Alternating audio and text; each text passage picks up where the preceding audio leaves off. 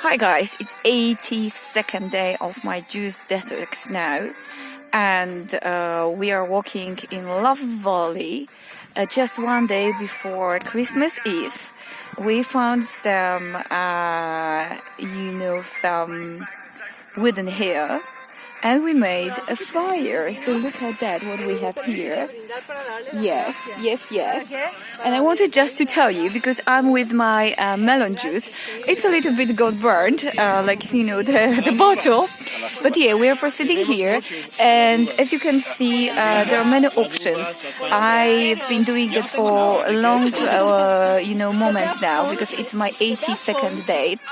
But I do enjoy. The company is really good, as you can see.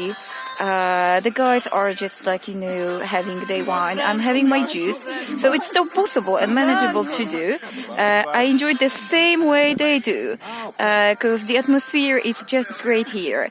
And as you can see, you can do some grounding. You can get some energy from that place, because look at where we are.